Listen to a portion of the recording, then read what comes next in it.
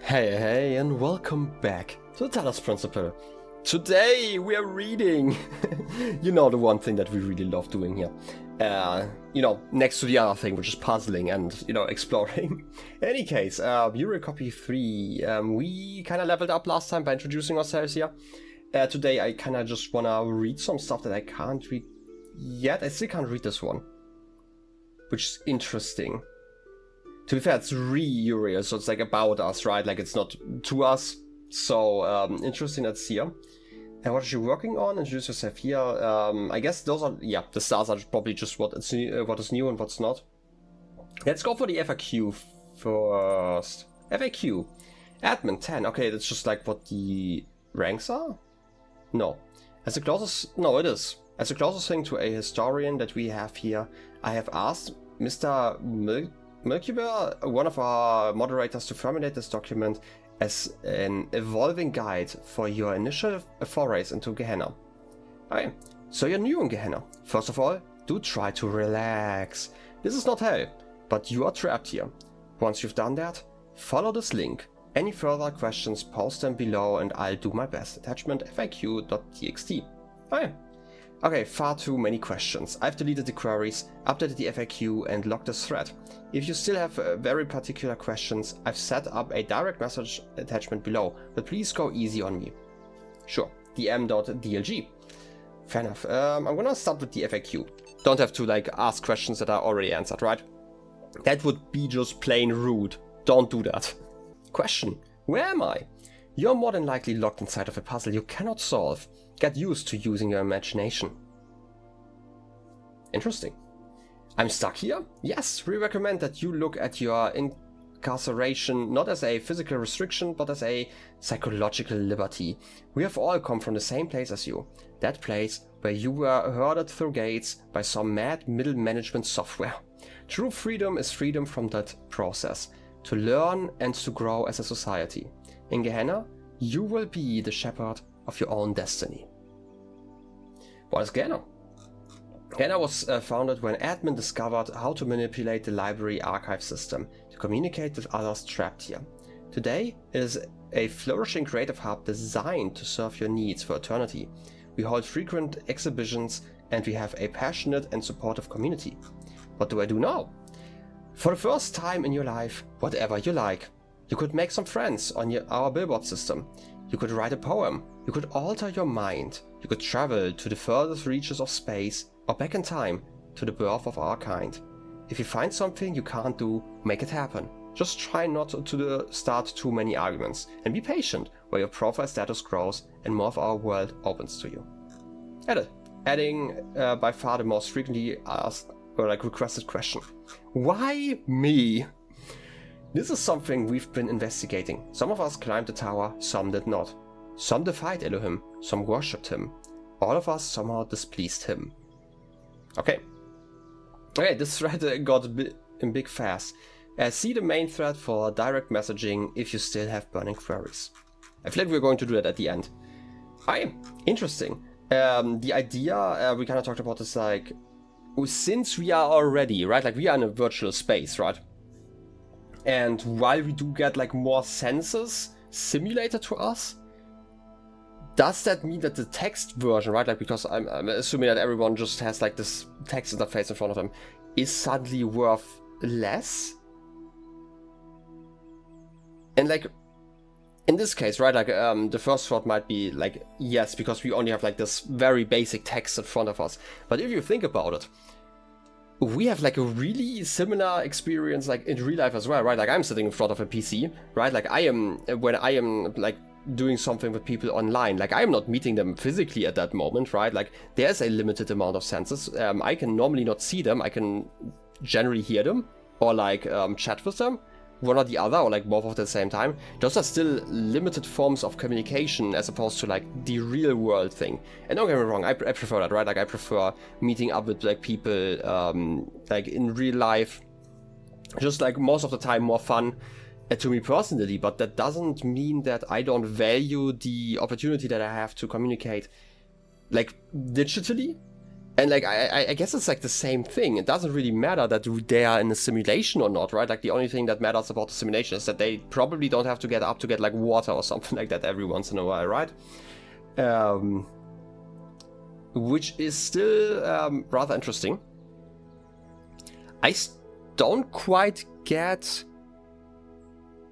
I'm trying to connect this currently to like Gehenna, to like what has been going on in the base game. Because like we were invited basically with the promise of never having to work again. Like they technically never have to work again, right? Like everything is provided for them.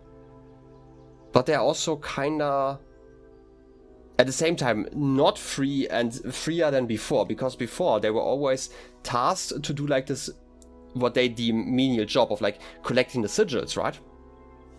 But in this world they are a little bit more free, right? Like everything is provided. They don't have to go for the sigils anymore. What would they do instead? And I guess it's like, this is definitely a way to explore that, I guess. I feel like it's going to get like a little bit deeper like over time, but I mean, yeah, like even if it's just like text-based, right? It's still a form of freedom in a way, right? Anyway, I at least get where they're coming from, because like even like they're currently in cells. This is like the next thing. Even if those cells were open, they could like explore like, let's say, the whole layer with like the 3 or 4 puzzles in there. They would still be locked in, right? Just like slightly larger, right? Even if they could use the teleporter and use like the 4 or 5 areas outside, again, it's like 20 times the size. They're still locked in, right? Like whatever they're doing, they're technically in a prison, like in a physical prison. And the idea that like leaving all of this behind you, right? Like this whole sigil hunting and the whole puzzle doing that you were tasked to do, and instead just do what you want to do, is probably in a way very freeing. Like, don't get me wrong, I have argued very long about how I think that work or like things that you are forced to do are actually good for you. Not always, obviously, there's like a limit to that. But like for multiple reasons, like again, like training of skills, and also just like pushing boundaries that you would probably never dare to touch if you were just left to your own devices. Like, and sometimes I'm just talking about like, I'm not talking about like anything big. I'm talking about like, for example, hurdles in like learning something. Like I brought up like drawing, for example, where like sometimes you just have to sit down and learn a technique, even though it's like not as fun, but that makes you freer in the long run. But you only do it like either if you have like enough passion, but like oftentimes passion doesn't carry you, and you kind of stay like in this small pond of knowledge. And even though I'm not really drawing or anything like that, I have that definitely with other skills, right? Like I've learned other languages and then kind of stuck in basically this little puddle, like the beginner puddle, I'm gonna call it, where you learn like some basic concepts and you understand them, and then instead of venturing forward and like putting in the work, you kind of just settle for repeating the stuff you already know and getting like good at it without like pushing yourself. I don't know, maybe someone in the audience can relate, but this is definitely something I feel a lot with like certain skills. Anyway, but like it's interesting that they're seeing this as a form of freedom, and yes, the freedom from that process, because like they technically are the freest, right? Like the rest, they even if they reset in the cycle, right? Like there are basically just 2 ways for you to end, right? Like you can either, unless you're like ending the whole simulation like we did at the end, right? But like you can either step through the door and reset and lose all your memories and then like repeat and like toil again and not learn anything from it, which is, you know, I mean, technically you are learning from it, right? Like your code kind of changes, but you lose your knowledge, so you can't like fall back on that stuff. And the other, like the alternative is like if you actually work so much that you actually, I guess, leaving the self behind and working for like the collective, which is only possible if you get like all of the sigils and become like one of Elohim's messengers. You're also like even less free at the end, right? Like you basically become a tool in a way for like the next generation to use, while you yourself, you're like kind of stuck in, you know, this weird coffin thing. So I don't know. Anyway, still rather fascinating. But I think the most fascinating thing is Elohim did say that there were like people who defied him, and he basically locked them away. But apparently, some of them worshipped him. So now I'm kind of curious about like why they ended up here. Maybe it's literally just a mistake, right? Like maybe there's like some error in the code. Maybe they glitched through the floor or something like that. And then Elohim just kind of said, hey, you know what? I'm going to lock them away. Just so nobody else learns about these mistakes in the world. Who knows? Just theorizing. Anyway, like FAQ, the FAQ I'm going to check out later again. I'm going to then direct message them. But for now, I'm just going to leave that open. Further unusual errors. Mr. Mulciber. I don't know.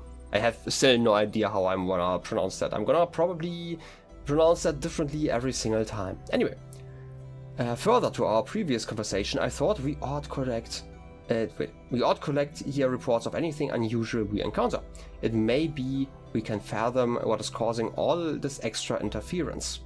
I saw a pyramid where there wasn't one before. Are you imagining a pyramid? Because I thought you are stuck here. The gallery code has been throwing up more visual glitches than usual. I didn't think much of it. Do you think it means something? So I guess they're figuring out what imagination is here. This place has been falling apart for years. It was bound to pick up speed eventually. I've been detecting a binary pattern in the background noise. I think this is silently programming us to self-destruct. Oh, I was convinced for a moment I saw someone freely wandering the lands outside my prison. I thought I was imagining things. Well, I mean, not quite with the prison, but like I feel like everyone, maybe not everyone, but like many people have imagined like the running guy, like while you're sitting like in a car, especially like when you're not driving. I hope when you're not driving, by the way, but like imagine like someone like running along like the road next to you, or like jumping over like different hurdles and stuff, just like as a form of imagination. So I'm guessing they're like kind of learning about that. Same with like the pyramid, right? Imagining one, I'm assuming. Since they're talking about like the... what was it? The gallery? The gallery code. Yeah, it's a gallery code. Huh. I mean, it's definitely interesting that they are discovering it like that. They're developing... Okay, but they're also mentioning how there's like some code running in the background that's maybe modifying them. The question is if that is real or if they are imagining that and have gotten, I guess, imagination out of boredom. They kind of force it into existence because apparently they have heard about imagination before. Right, like in one of the other texts. Like in the introduction, where was it, in the introduction or somewhere where someone talked about like, hey, I figured out like the thing that's imagination, or was it just about like the episode 125? It was somewhere there. You know, I have like such a short-term memory. I should probably still know that, but still, when they were talking about that. So like the knowledge about like imagination is definitely one that exists. So, new gallery season. I should probably check that one out then. Where was I? It is rather fascinating because like we also talked about how like consciousness, at least to our understanding, has to be something that evolved. Unless we say like the first being, right, which was like a singular cell organism to our understanding, right, like the whole Luca theory, would have also had to have consciousness like we have it now for it to work, unless it evolved at some point. Like even in that case, it probably evolved like at some point, right? It definitely has changed. I say like definitely, but it probably has changed over the millions and millions of years that life has existed on this world. So there was like some evolutionary advantage to having it as opposed to not having it, right? Like with everything in evolution, basically it just happened by a random happenstance that selected things that generally were advantageous to have. Which also brings me like to imagination, because like people generally have like imagination, but there's also like, what is it called, like aphantasia, where like people cannot imagine like images.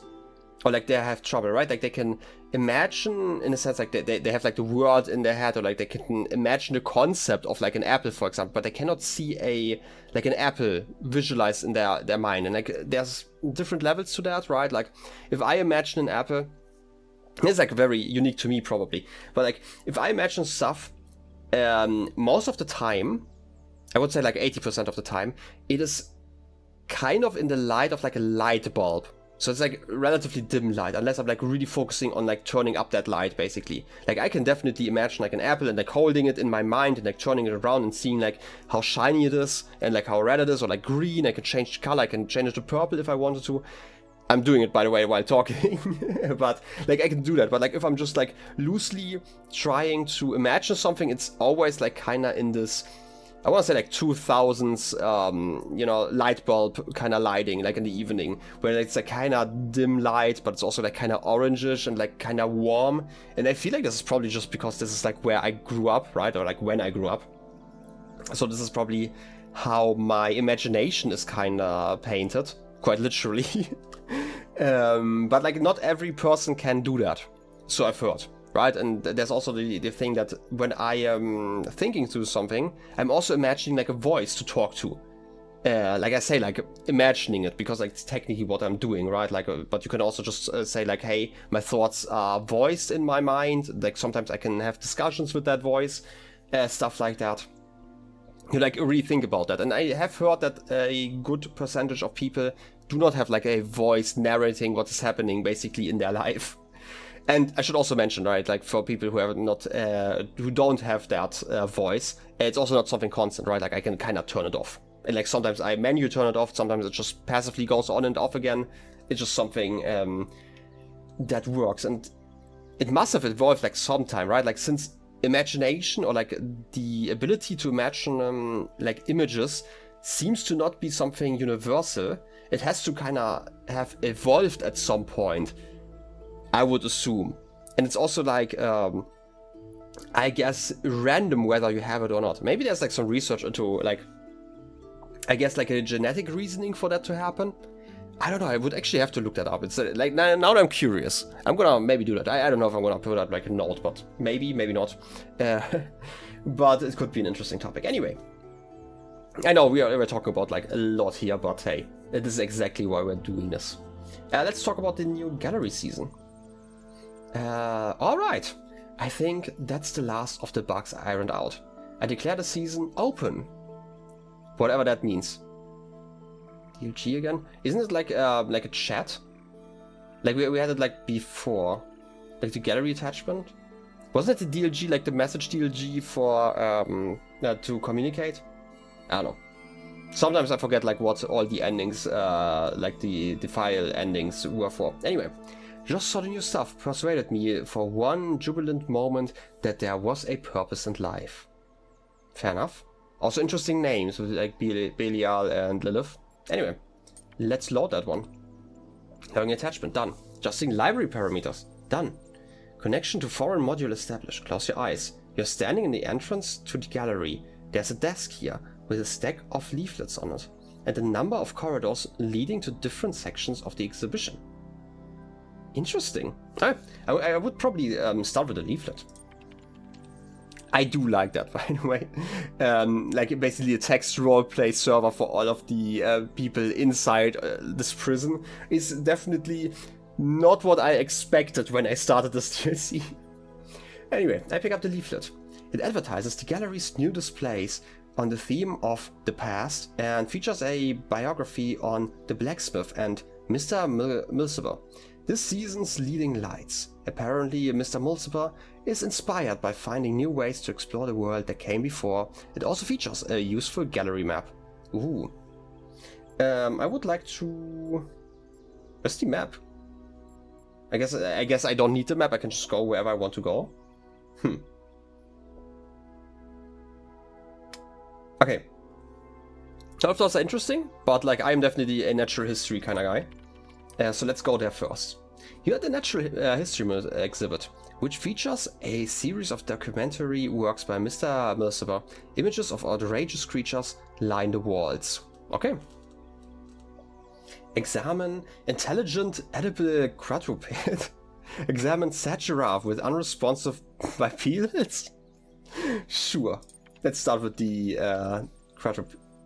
Oh, intelligent edible quadruped by Mr. Mulciber. Developed from descriptions of ancient creatures uncovered in the library archives. I guess you're supposed to be a pig? I mean, I can see like the tail back there, right? Like the 6 is definitely a cool way to do that. Sure. I guess I can see it, right? Obviously the nose. Big old nose, in case you need to, you know, recharge somewhere. You always can plug something. No. Okay, that's cute. We're still back at the exhibit. How about the giraffe? That's a tall giraffe. I mean, that makes sense. Sad giraffe with unresponsive bipedals. Mr. Yeah, still the same one. Oh! Oh, those bipedals! Those are like the people who died next to the giraffe. Why is the giraffe sad? Patrons have queried whether the giraffe is sad because the humans appear to be dead, or whether the humans are dead because they saddened the giraffe. Mr. Mulciber has refused to say. Well, definitely something to think about. It's just kind of sad that we do know the truth. I feel like humans tend to not just fall over like that if they saddened an animal. Anyway, I guess that's still kind of cute. Go somewhere else. How about the minimalism? I am really curious how like these, I guess these new people explore the minimalism. Because as a concept, it's definitely something, right? You are at the minimalism exhibition. The images on the walls are too small to make out from here. That's one way to do it, right? Examine where the humans live. Sure. You move up close to the work, but still the details are too small to really appreciate it. Fortunately, a magnifying glass has been left here for patrons. I mean... Sure, let's pick it up. You pick it up. With the magnifying glass, you're able to make out the small details on the minimalism exhibition. Yeah, let's go for the same one again. Oh, house! That's neat. I really like this, right? Like, as the idea how people really like to create art with like limited ways, and not just like to create art with limited ways. Like the idea that limitation breeds innovation and also like creativity, right? It's like the idea, like imagine somebody gave you like all the paint colors in the world and like just a blank canvas and told you, hey, let's do something, right? Like make something out of that, make art. You would probably struggle. But if somebody gave you like a very limited set of tools and like a concrete task, and you then got a chance to like express yourself in that, you know, with those limited parameters, that's oftentimes like a lot more interesting in a way, because like obviously like the total freedom is a way of expressing yourself, and like what you're going for is definitely, again, a very big form of self-expression, right? Like some people may instantly, I don't know, draw their pets or something like that because it's like something on their mind. This is definitely something very revealing and definitely communicates something about you. But I feel like it is definitely more interesting as an exercise to work with like imitations. And like I kind of wanted to start with like another tangent about like limitations, like creative games, and I wanted to go like into Minecraft for obvious reasons for like people who have played. You know, I mean, it's like only like one of the biggest games out there. I feel like people have like an idea what Minecraft is, so I'm just gonna leave it for now.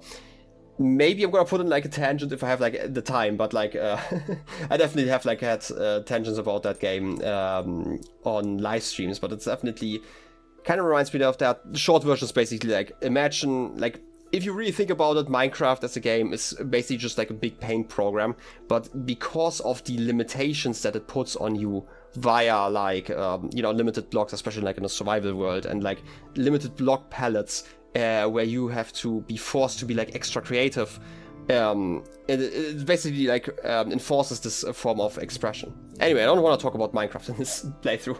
We can do that another time. Anyway, what about the classic notions of happiness? And big old smiles. I can, you know, live with that. Definitely. Also, like, the ranks are definitely interesting, right? Like, we have, like, the 4 for, like, the house, which is, like, comparatively still simple, but, like, we have, like, 4-1, who's, like, still rank 1, only gets a smiley face.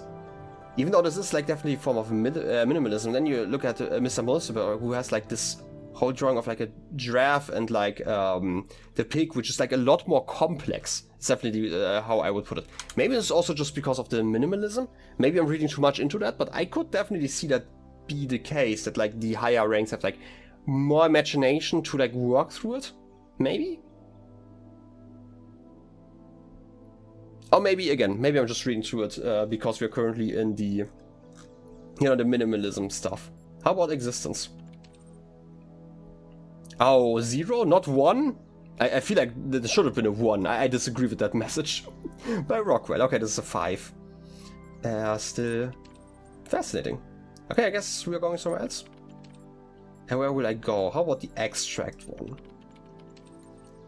You are in the abstract art display. The images on the walls threaten to lead your mind into circles. Not just into circles, but in circles. Wow, that's even crazier. How about logic loops? Logic loops by the blacksmith. Oh, a 0 and a 1. Ooh.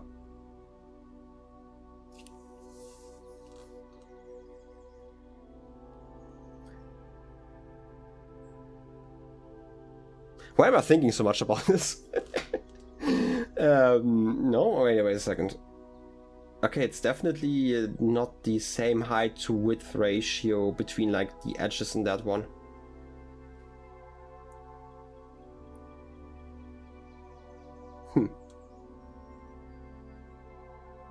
Not how I would write a loop. I like literally expected that to just be like a while loop. I think that would have been like really funny. But hey, sure, let's just accept that.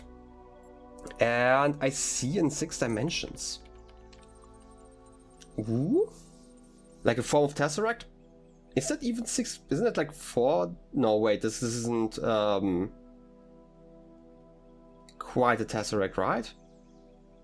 I mean, I've definitely seen like this optical illusion. Definitely cool. What's it called? Okay, this is like a... I feel like really silly because I used this like a similar concept in like world building at some point. It doesn't actually matter here. What's it called? The triangle. Okay, it's a Penrose triangle. That's the one that I was looking for.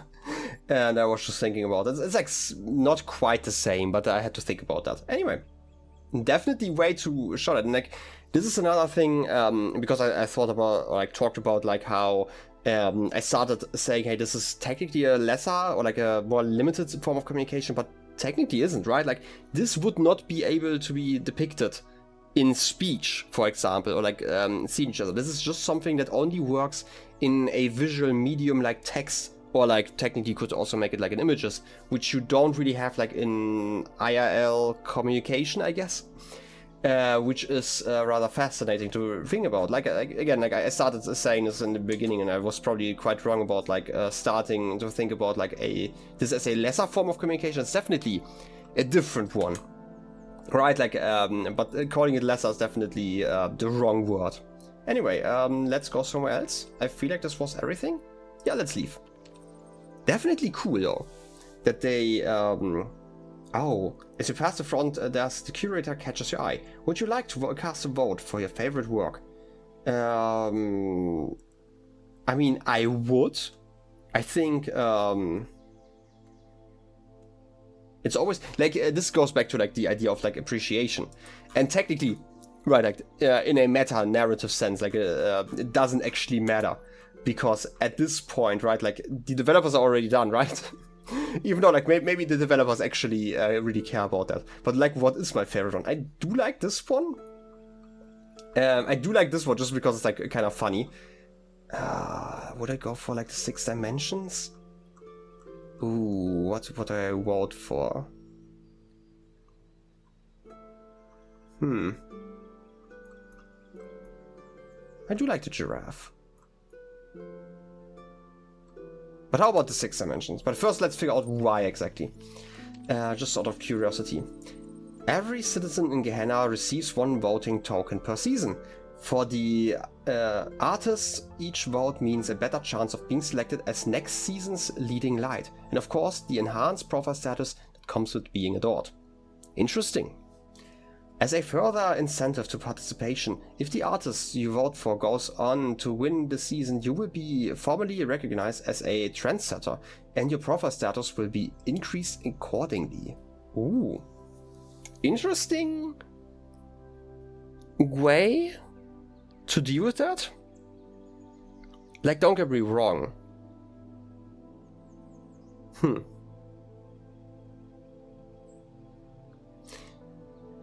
Okay, like, currently all of them say that they are free, right? Like, in a way that they weren't before. But now we have, like, this weird ranking system for all the people in here, right? Like, the higher they go, probably the freer they are, which is interesting. And now you kind of get into a weird game, I guess, where it is for you more valuable to vote for the thing that you think gets the most votes, as opposed to the thing that you care about the most. Right? And same for, I guess what they are currently creating, or like figuring out, is art as a product. It's probably a good way to talk about it. I said before that like art is kind of like a conversation that you, as the creator of the art piece, have with like the people who view it, or like vice versa, right? Like you have this communication, like this. It's a weird form of communication that you have with like the creator of a piece of art if you're viewing it, due to like their way of interpreting what they have made and your way of interpreting it, right? And this is always really interesting for a very personal, project, I guess. But obviously not all art is just created as self-expression. A lot of it is also a form of product, right? Like games are like, at the forefront of that. Yeah, there are like a lot of, especially like indie titles that deal with like stories or like themes or like ideas that the creator really wants to think about. While a lot of other games, especially like when you go like for more like the bigger corporations and stuff, like, double and triple A and stuff, where the idea is more to create a product that appeals to the most people to make money, basically, right? And this is like a similar situation where like now, are they creating for self-expression, or are they creating because they want the votes? I don't really care about like here's the thing. My action is make believe plays carry weight. Yeah, they do in a way. I'm not actually that confused by that one. Does not rewarding homogeneous votes study the outcome? I'm prepared to cast my vote. I have decided I will not vote at this time. I'm gonna ask for that one, what they are thinking about. Should I vote for the artist I vote superior, the one who have broadest appeal? Oh yes. There's no conflict. In Gehenna, you are free to participate on your own terms. How you vote depends on whether you care who wins and how you value your status. The outcome is quite democratic. Is it though? Like you are literally locked out of participation in the system, at least partially, if your rank is low. Also, you're getting a literal trendsetter rank, which definitely is going to shape your relationship to the people who created the art. I definitely disagree with that, and that's like there's always bias, right? There's always bias. There's like no perfect 100% democratic system just because of like different powers that call it, right? Like it can be like whatever, right? Like can be like expectations, can be misunderstandings, can be other dynamics. Okay, this is like a really weird tangent because maybe. This is like a weird thing to bring up maybe, but like when I was working, right, like I worked and then went to university afterwards, but like when I was working, we were looking for a representative of like the people in training basically at my old corporations. And at one point they basically had to introduce themselves. I thought it was like such a stupid thing to do. Because none of those people actually talked about like their plans, what they wanted to change, right? How they wanted to represent us as like the trainees in that thing. So basically it was just people introducing themselves with their name, and then you were supposed to cast your vote. And that was basically it. And there was like even one person in there who couldn't make it because they were like sick. And they were also just like introduced by someone else by their name. And like we were supposed to vote. How does that work, right? Like we were basically voting for nothing. And the only reason why I knew who to vote for basically was because there was like one person in there who I knew because like there was like someone like a year older than me who was like doing like the same job basically, right? Like I was like in a company that had like a bunch of different jobs you could be in training for. And even that thing, was that really like, it certainly wasn't a meritocracy. That's the one thing that we could start off by saying, which, to be fair, like meritocracy and democracy are not necessarily the same, right? And you could argue, yeah, it's democratic, but it really isn't due to the incentive, I would say. Yeah, no, I generally disagree with like this statement here. But yeah, what is of artistic value is... Wait, what is of artistic value is a fact, not a statistic. What? No, wait. Okay, I'm confusing myself with that sentence. Are you telling me that there is an objective, I guess, a fact about like the value of...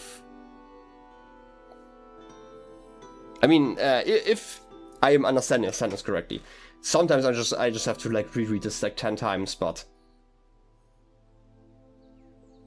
Are you saying that there's like an objective measurement how to measure artistic value? Because I vastly disagree with like that sentiment, so I'm just gonna not say that one. So let's put that aside for now. I guess so. I don't know, I'm just mostly confusing myself here. I still want to kind of vote here before I end the episode, but we still have like to go through some other stuff. I do believe that they should be placing weight, because like most systems in place in the world, like, or like societal system, I want to say, only have weight and like power because we have given like that power, right? Like the classic example is money, right? Like the only reason why money is valuable is because we say it's valuable. Like if we started to like not accept like you know, paper or like cotton cash or whatever they're made out of these days, it would just be worthless, right? Like instantly. And we see that constantly with like speculation, and especially like stocks, which, you know, that's like a whole nother you know, can of worms that I don't want to open here. But yeah, definitely carries weight. I'm not really surprised by that. It's surprising that they have figured that one out. But I still cast my vote though.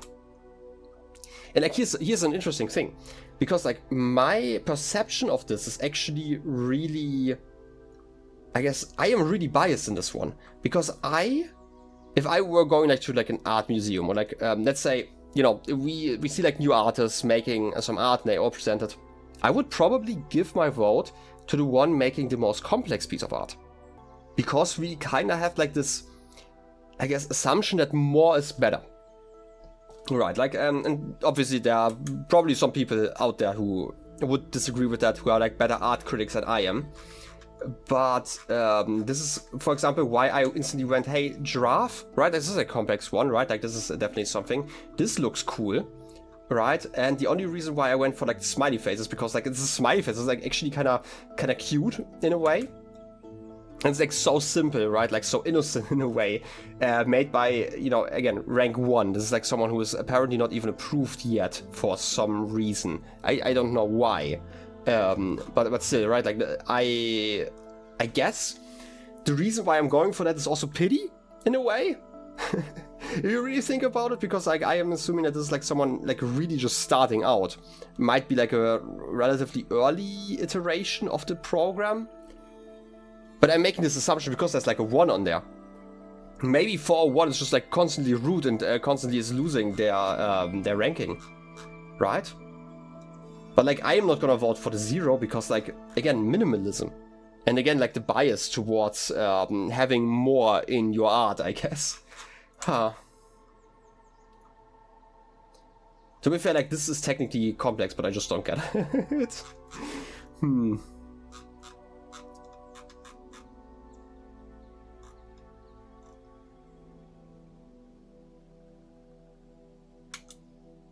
Like, there's probably something I should be getting in there that I just don't see right now. Maybe if I squint properly, then I can see it.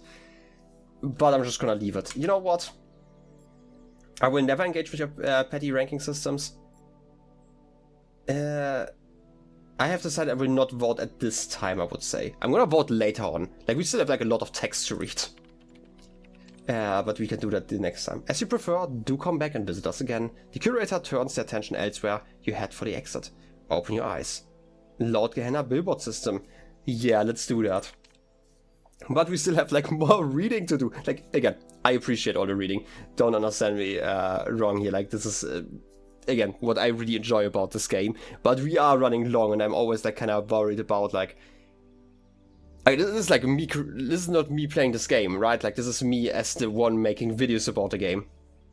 Where I'm always worried about like being on the same screen for like hours at a time. I know, like, I bet that the people who are into this game also enjoy like just looking at the same screen for like hours at a time, just listening, I guess. I hope, right? Like, this is kind of what you're getting. There's like no alternative at this point. But it still feels weird as like a video series at times. But in any case, we still have reading to do, but we are going to do that in the next episode. In any case, I hope you enjoyed this one, and I wish you a wonderful rest of your day. I'll be seeing you next time. Till then, have a good one, and bye-bye.